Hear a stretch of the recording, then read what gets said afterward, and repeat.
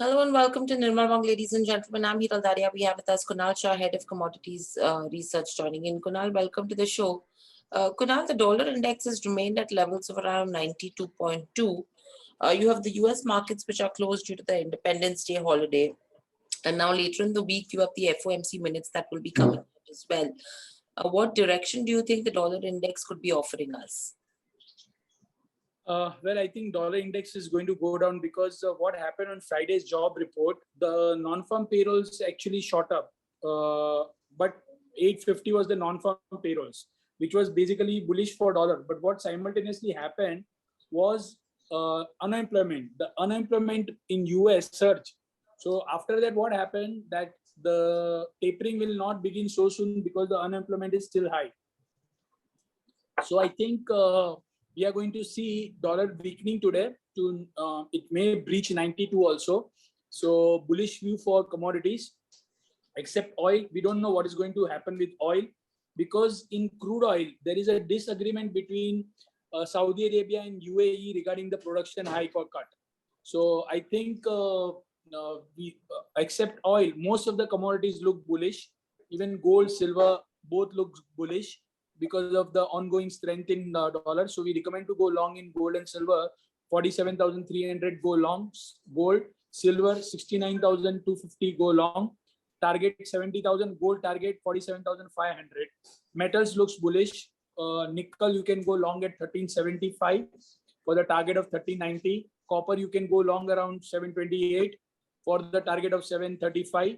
And even lead looks very attractive to us. Lead 180 you go long, target 183, 184.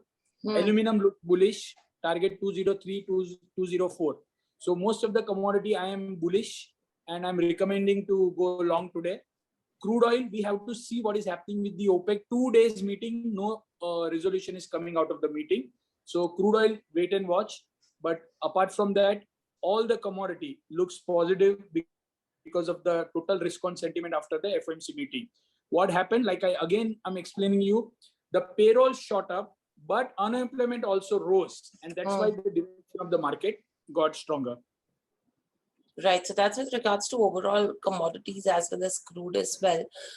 Clearly, Kunal, in terms of crude, we are hovering above $75 after the OPEC and its allies have not reached a key deal on their oil output policy last week.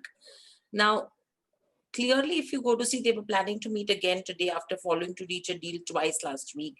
If OPEC fails to reach a deal to increase output, as you said last time, do you think prices then could skyrocket?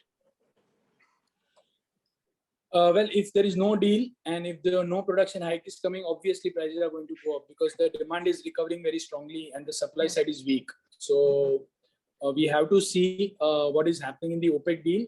But prima facie, there is no concrete solution which is coming out of the market. So that's why we can see some bit of, pullback or some bit of upside in prices. Okay. And anything that you have on pulses, that's a query coming in? Yeah, pulses, what has happened is the government is basically concerned about the inflation and there is a strict lockdown. The stock limit of all the pulses has been reduced. So that's why all the inventories are coming for selling in the market. So pulses, till government not rolling back those measures, it can still witness further selling. So forget about the fundamentals. When the government is intervening in the market, at that time no fundamentals will basically come into play. So right now there is a capitulation which is going on, the sell-off which is going on, which will continue. Okay, so that's with regards to where overall pulses are concerned. Another question is, can Krishna hold silver from a 2-month perspective? Can he? Yeah, till the time we see a dollar index strengthening, we can remain, we can go long.